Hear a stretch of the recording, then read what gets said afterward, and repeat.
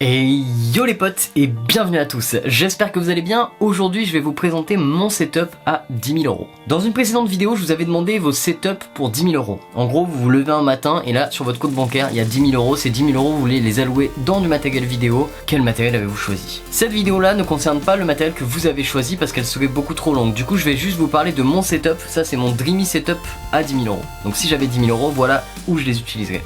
Dans un premier temps j'achèterai une caméra. Alors cette caméra, je vais vous la présenter, c'est une caméra professionnelle. Pour ma part, j'achèterai la toute nouvelle Blackmagic Design Ursa Mini Pro. On peut la trouver au tarif de 5 669 €, donc à partir de 5 669 €. Il s'agit d'une caméra que je vais vous présenter un petit peu en détail, donc vous allez voir on va commencer par la base. Donc la marque c'est Blackmagic, donc Blackmagic on les connaît pour le logiciel DaVinci Resolve, on les connaît également pour les caméras, Blackmagic Cinema Camera Pocket, Blackmagic Cinema Camera tout court, enfin bon il y a plein de caméras Blackmagic qui est un marché assez récent au final, c'est pas très longtemps qu'ils sont dans le game, mais ils sont déjà énormément aimés par la population en fait, par les cinéastes, parce que ils font des produits peu chers.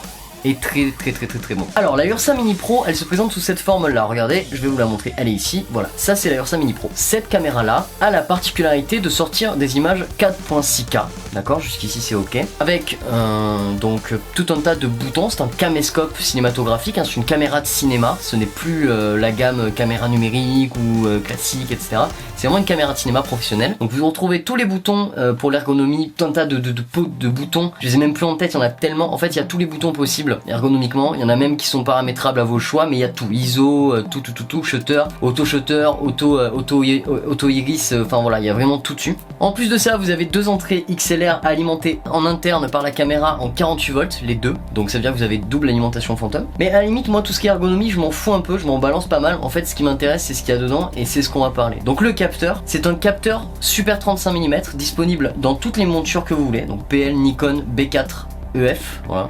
Comme ça, au moins si t'es pas sûr, bah là, y a pas de souci. Cette caméra, elle a quelques particularités. Alors, la première particularité de cette caméra, c'est une caméra qui est capable d'enregistrer en RAW directement en interne.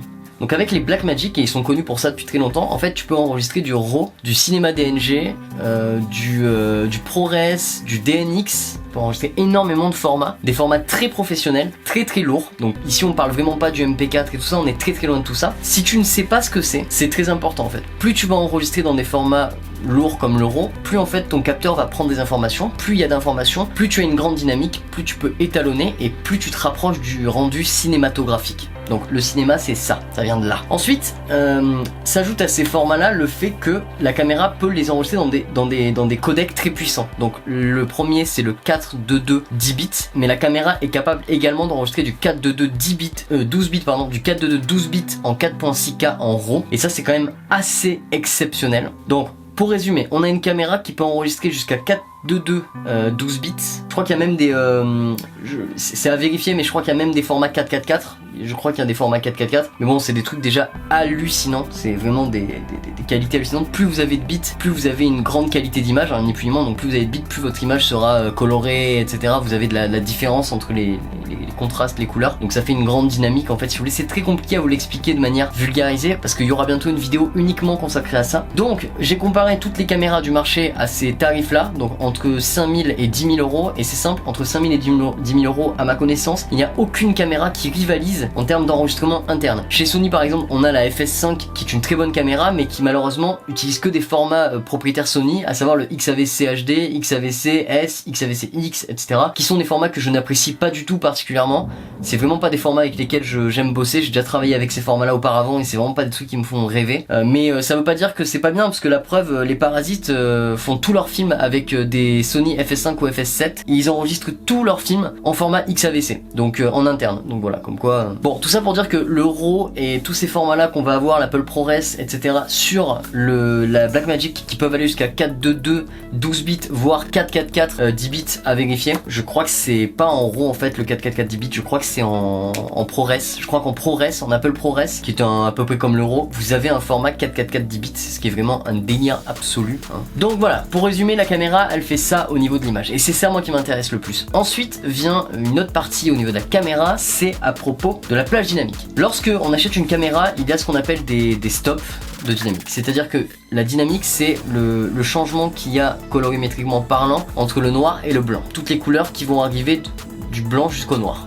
Donc tout le panel de couleurs. Plus vous avez des stops de dynamique importants, plus votre caméra est capable de différencier les couleurs. Plus ces stops de dynamique là sont importants, plus vous allez avoir le côté cinématographique, ni plus ni moins. En gros, par exemple, si je prends ma caméra et que je regarde par la fenêtre, une caméra qui a beaucoup de plages de dynamique va pouvoir voir également ce qu'il y a dehors. Alors qu'une caméra qui a une très faible plage dynamique, à savoir par exemple tous les réflexes, vous prenez à peu près n'importe quel réflexe, à part certains styles A7S2 qui ont une plage dynamique correcte, mais à peu près n'importe quel réflexe du marché, vous passez votre réflexe face à la fenêtre, le réflexe ne verra pas ce qu'il y a derrière. C'est pas possible. C'est généralement réservé aux caméscopes professionnels parce que ça demande plus de choses dans les processeurs, etc. C'est quelque chose de complexe qui est plus cher et qui est aussi plus coûteux à fabriquer. Donc on a une plage dynamique de 15 stops sur cette caméra. 15 diaph de dynamique, c'est énorme. Littéralement c'est énorme. Voilà, c'est énorme. N'importe quelle caméra pro tourne aux alentours de 16 diaph. Donc vous voyez, c'est vraiment, quand je dis que c'est colossal, c'est vraiment colossal. Donc avec 5000 balles, on a une caméra qui est capable de faire du 15 diaph de dynamique. Ça veut dire qu'on peut enregistrer avec cette caméra de la HDR.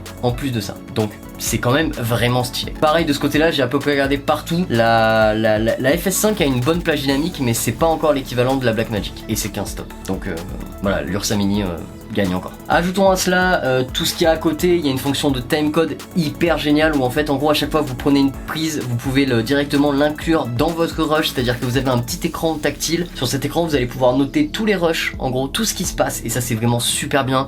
Scène 1, prise 1, intérieur, extérieur, etc. L'heure, la date, tout est noté, donc c'est ce qu'on appelle de la metadata. Donc tout le metadata est noté directement sur la caméra, et ça c'est vraiment génial. Vous avez un petit écran d'état sur le côté avec tout, donc shutter, ISO, info, enfin vous avez tout, le white balance, il y a tout ce qu'il faut. C'est une caméra qui est vraiment bien pensée, qui a été faite je pense pour le cinéma, pour la télévision, pour des milieux qui demandent quand même une certaine exigence, voilà. Et je pense que cette caméra est pour moi la caméra idéale. Si vous voulez voir des footages qui ont été faits avec l'Ursa Mini Pro, je vais vous mettre des liens juste en bas de la vidéo, n'hésitez pas à aller les voir parce que vraiment il y a des trucs magnifiques. J'ai vu des vidéos de mecs avec l'Ursa Mini Pro qui ont fait des trucs mais juste hallucinants. Je vais clôturer sur la caméra parce que je pourrais en dire énormément, mais en gros la caméra prend en charge énormément d'espace colorimétrique, elle est capable de colorier à peu près tout, vous avez une plage dynamique hallucinante. Bref, si vous cherchez une image très cinématographique, ne cherchez plus, c'est la caméra qu'il vous faut. Ensuite, cette caméra évidemment elle n'a pas de batterie intégrée, c'est des caméras de cinéma, donc c'est des caméras qu'on met derrière, on met des batteries qui s'appellent des batteries Veloc. Donc pour ça il vous faudra acheter de l'adaptateur. L'adaptateur coûtera 90 € et la batterie Veloc environ 200, à vous de voir, vous avez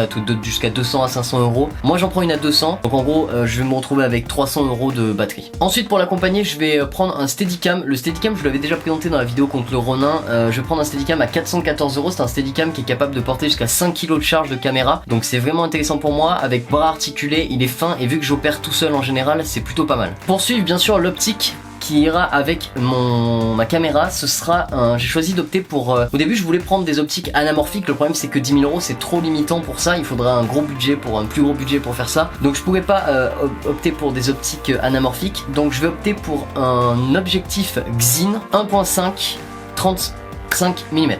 Voilà, donc c'est un objectif de cinéma, donc c'est pas fait pour la photographie. Donc pour ceux qui connaissent pas encore la différence en fait entre un objectif de cinéma et un objectif de photographie, c'est énorme en fait, ça n'a rien à voir. C'est-à-dire qu'un objectif de photographie a été étudié pour faire de la photo, donc souvent c'est des objectifs assez petits qui sont faits pour faire de la prise du point and shot, voilà. C'est fait pour aller vite, c'est calibré avec des autofocus, des machins, des trucs, enfin il y a plein de trucs dans les lentilles qui font que, et ça donne une image très numérique. Les objectifs cinéma c'est l'inverse, c'est-à-dire que ça a été fait vraiment pour le cinéma, c'est des objectifs qui sont très très longs en général pour donner vraiment une grosse dynamique et qui sont capables de supporter les résolutions de nos images en fait. Donc là l'objectif que je viens de vous citer à l'instant, c'est un objectif 4K qui est prêt à supporter de la 4K et qui est un objectif vraiment très bon de cinéma, donc qui est vraiment cool, avec une ouverture de 1.5, ce qui est vraiment pas dégueulasse. L'inconvénient de ces objectifs là c'est qu'ils sont assez lourds. L'objectif en question par exemple dont je vous parle il fait quasiment 1 kg.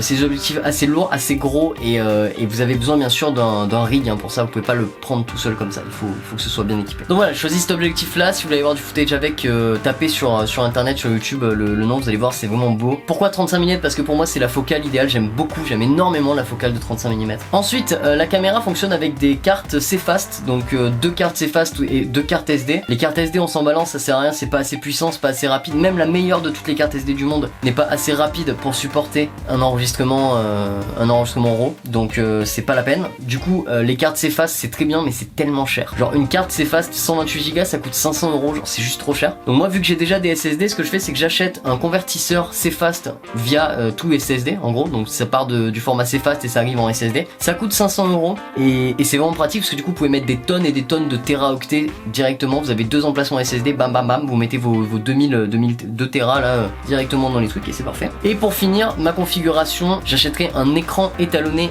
Ezio. Alors attendez, le modèle exact. Bon, le modèle c'est celui qui est à 1415 €, donc je vais vous montrer le modèle ici, je vous l'écrirai. Mais voilà, donc c'est un écran étalonné qui est étalonné donc sur de la Full HD, donc pas de la 4K, mais c'est pas grave parce que le problème c'est que les écrans étalonnés 4K ça coûte très cher, bah ça coûte plus de 4000 €. Au début je voulais acheter un écran étalonné Sony, mais pareil le problème c'est que les écrans étalonnés Sony sont des écrans pour cinéma et ils sont extrêmement chers. Mais vraiment, de l'ordre du vraiment beaucoup. C'est hyper cher. Donc du coup je me rabats sur Ezio. Ezio c'est une bonne marque, tout le monde connaît Ezio dans la photographie, ça marche bien. C'est pas ce qu'il y a de mieux pour faire du cinéma, mais c'est bien pour faire de la post-prod, pour faire de l'étalonnage pur. Donc voilà, un petit écran étalonné pour pouvoir étalonner mes images en 4K 10 bits quoi. Voilà les amis, vous avez à peu près tout mon setup. Je ferai bien sûr très prochainement la vidéo avec vos setups, elle va durer assez longtemps parce que vous avez été très nombreux à me proposer des setups. N'hésitez pas, vous avez encore le temps pour m'en proposer, je vous mettrai le lien dans la description. Mais en fait le truc c'est que c'est intéressant parce que beaucoup d'entre vous ont choisi à peu près les mêmes choses, à part certains, mais dans l'ensemble vous avez tous choisi pareil, presque, et ça tourne tous autour des réflexes et tout, donc du coup c'est intéressant, on va voir ça ensemble. Les potes, j'espère que mon setup vous plaît, sachez que c'est un setup, je préfère le préciser encore une fois parce que tout le monde va dire ah tu es pas d'accord avec ton setup nanana. Les gars, je vous le dis tout de suite, le setup que j'ai choisi est un setup de cinéma, taillé pour le cinéma, fait pour le cinéma. C'est pas un setup pour vlogger, c'est pas un setup pour YouTube, enfin c'est pas que c'est pas un setup pour faire du cinéma sur YouTube, ça oui, mais c'est pas un setup pour faire du podcast etc. Non, absolument pas. La caméra en question n'enregistre pas de MP4 et compagnie, hein. Y a pas de proxy dedans, ça ne marche pas, c'est un setup de cinéma pour le cinéma, que pour le cinéma. On a 10 000 balles, autant se faire plaisir. Les amis, je vous souhaite à tous une excellente journée. J'espère que ça vous a plu. N'hésitez pas à vous abonner, on est de plus en plus nombreux, ça me fait plaisir. J'ai vraiment hâte qu'on atteigne la barre des 500. Je vous fais la bise, je vous dis à demain pour une nouvelle vidéo. À ciao.